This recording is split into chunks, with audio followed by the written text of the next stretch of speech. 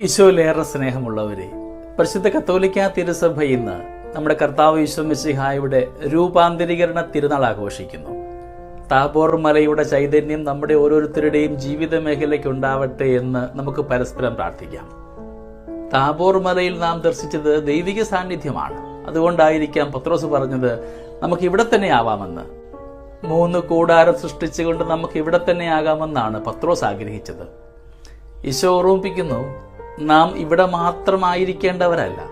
ഇവിടുന്ന് കിട്ടുന്ന ചൈതന്യമാണ് തുടർ ജീവിതത്തിന് അനുഗ്രഹമായിട്ട് മാറുക. ഈശോ മിശിഹായുടെ ഗത്സമനിയിലും കാൽവരിയിലുമൊക്കെ അനുഗ്രഹമായതും ധൈര്യം പകർന്നതുമൊക്കെ ഈ താബോർ അനുഭവം മാത്രമാണ്. അപ്പൊ നമ്മുടെയൊക്കെ ജീവിതത്തിലും സമാനമായ അനുഭവം ഉണ്ടാവാം. നമ്മുടെ താബോർ അനുഭവങ്ങളൊക്കെ, ദൈവിക സാന്നിധ്യ അവബോധങ്ങളൊക്കെ തുടർ ജീവിതത്തിൽ കൃപയ്ക്ക് കാരണമാകുവാനും വഴിയിൽ പതിയിരിക്കുന്ന അപകടങ്ങളെ മറികടന്നു പോകുവാനും പ്രലോഭനങ്ങളോട് വേണ്ട എന്ന് പറയുവാനും ജീവിത കുരിശുകൾ ഉണ്ടാകുമ്പോൾ അവയൊക്കെ ധൈര്യപൂർവ്വം ചുമക്കുവാനുള്ള കൃപയാണ് നമുക്ക് താബോർ അനുഭവങ്ങൾ സമ്മാനിക്കുക. നമുക്ക് ധ്യാനിക്കാം, നമ്മുടെയൊക്കെ താബോർ അനുഭവം എവിടെയാണ്? ഒരു ധ്യാനം കൂടുമ്പോൾ, ഒന്ന് കുമ്പസാരിക്കുമ്പോൾ, വിശുദ്ധമായ ഒരു ആരാധനയുടെ ഭാഗമാകുമ്പോൾ, പരിശുദ്ധ കുർബാനയുടെ ഭാഗമാകുമ്പോഴൊക്കെ നാം ഒരുപാട് ഭക്തിയിലാണ്. സ്നേഹമുള്ളവരെ, നമ്മുടെ ആ ഭക്തിയൊക്കെ ദൈവാലയത്തിൽ മാത്രമായിട്ട് ഇന്ന് അവശേഷിച്ചു പോകുന്നില്ലേ? ദൈവാലയത്തിന്റെ പടിയിറങ്ങി പോകുമ്പോൾ നമ്മുടെ ജീവിതക്രമങ്ങളൊക്കെ എത്രമാത്രമാണ്? ചിന്തയും വികാരങ്ങളും ഒക്കെ മാറ്റപ്പെടുന്നുണ്ടോ? കുർബാനയുടെ ഭാഗമായിട്ട് നിൽക്കുമ്പോൾ പോലും തൊട്ടടുത്ത് നിൽക്കുന്ന വ്യക്തിയെ ഒന്ന് സ്നേഹിക്കുവാനായിട്ട്, മുഖത്തോട് മുഖം നോക്കുവാനായിട്ട് സാധ്യമാകുന്നുണ്ടോ? ധ്യാനിക്കാൻ നമുക്ക് നമ്മളിലും ചിലപ്പോഴൊക്കെ പത്രോസിന്റെ ഈ സ്വപ്നം കടന്നു വരാറില്ലേ? നാം ഒക്കെ വിശുദ്ധമായിട്ട് സൂക്ഷിക്കുക ദൈവാലയം മാത്രമാണ്. ജീവിതയിടങ്ങളുടെ ഓരോ സാഹചര്യങ്ങളും വിശുദ്ധമാകുമ്പോഴാണ് തുടർ ജീവിത മേഖലയ്ക്ക് നമ്മുടെ പ്രാർത്ഥന ജീവിതം അനുഗ്രഹമായിട്ട് മാറുക. സ്നേഹമുള്ളവരെ, എല്ലായ്പ്പോഴും ദൈവത്തോടു കൂടെ ആയിരുന്നു കൊണ്ട് എൻ്റെ ജീവിതത്തിലെ താബോർ അനുഭവങ്ങളൊക്കെ തുടർന്ന് വരുന്ന ജീവിത അനുഭവങ്ങൾക്ക് കരുത്തേകുന്നതാകുവാൻ നമ്മളെ യോഗ്യരാക്കണമേ എന്ന് നമുക്കിന്ന് പ്രാർത്ഥിക്കാം. ഓഗസ്റ്റ് 6 ക്രിസ്തുവിന്റെ രൂപാന്തരീകരണ തിരുനാൾ. ജീവിത സങ്കടങ്ങളുടെ സമാപനം സ്വർഗീയ മഹത്വത്തിലാണെന്നുള്ള തത്വം അപ്പസ്തോലന്മാരെ ബോധ്യപ്പെടുത്തുവാൻ ക്രിസ്തുവിന്റെ രൂപാന്തരീകരണമുണ്ടാവുന്നു. തന്റെ കുരിശുമരണത്തിന്റെ 1 വർഷം മുമ്പ് ഗലീലയിൽ താബോർ മലയിൽ വെച്ചാണ് ഇത് സംഭവിച്ചത്. ഈശോ പത്രോസിനെയും യാക്കോബിനെയും യോഹന്നാനെയും മാത്രം കൂട്ടിക്കൊണ്ട് ആ മലയിലേക്ക് പോയി. അവരുടെ മുമ്പിൽ വെച്ച് രൂപാന്തരപ്പെട്ടു. അവിടുത്തെ മുഖം സൂര്യസമാനം ശോഭിച്ചു. അവിടുത്തെ വസ്ത്രങ്ങൾ മഞ്ഞുപോലെ വെണ്മ പൂണ്ടു. മോശയും ഏലിയാസും അവിടുത്തോട് സംസാരിക്കുന്നതായിട്ട് കണ്ടു. അപ്പോൾ പത്രോസ് പറഞ്ഞു, കർത്താവേ, നാം ഇവിടെ ആയിരിക്കുന്നത് നന്ന്. അങ്ങയ്ക്ക് ഇഷ്ടമെങ്കിൽ ഞങ്ങൾ ഇവിടെ 3 കൂടാരം നിർമ്മിക്കാം. ഒന്ന് അങ്ങയ്ക്ക്, ഒന്ന് മോശയ്ക്ക്, ഒന്ന് ഏലിയാസിന്. പത്രോസ് ഇത് പറഞ്ഞുകൊണ്ടിരിക്കുമ്പോൾ തന്നെ പ്രകാശമാനമായ ഒരു മേഘപടലം വന്ന് അവരെ മറച്ചു കളഞ്ഞു.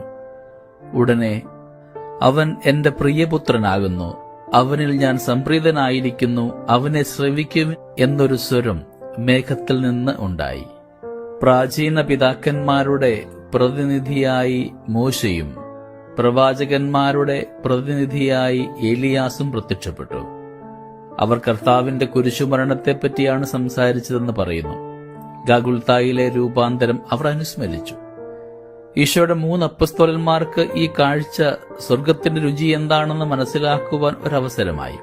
ഈശോയുടെ പരസ്യജീവിതത്തിലെ ഈ പ്രധാന അന്തിമ സംഭവം തെരഞ്ഞെടുക്കപ്പെട്ട 3 അപ്പസ്തോലന്മാരുടെ വിശ്വാസം ശക്തിപ്പെടുത്തുന്നതിന് ഉപകരിച്ചു. 4-ാം ശതാബ്ദം മുതൽ ഈശോയുടെ രൂപാന്തരീകരണ തിരുനാൾ തിരുസഭയിൽ കൊണ്ടാടുവാൻ തുടങ്ങി. പൗരസ്ത്യ സഭയിൽ ഈ തിരുനാളിന് വളരെ പ്രാധാന്യമുണ്ടായിരുന്നു. അർമേനിയൻ സഭയിൽ ഈ തിരുനാളിന് ഒരുക്കമായി 6 ദിവസത്തെ ഉപവാസം അനുഷ്ഠിച്ചിരുന്നു. തിരുനാൾ 3 ദിവസമായിട്ടാണ് ആഘോഷിച്ചിരുന്നത്.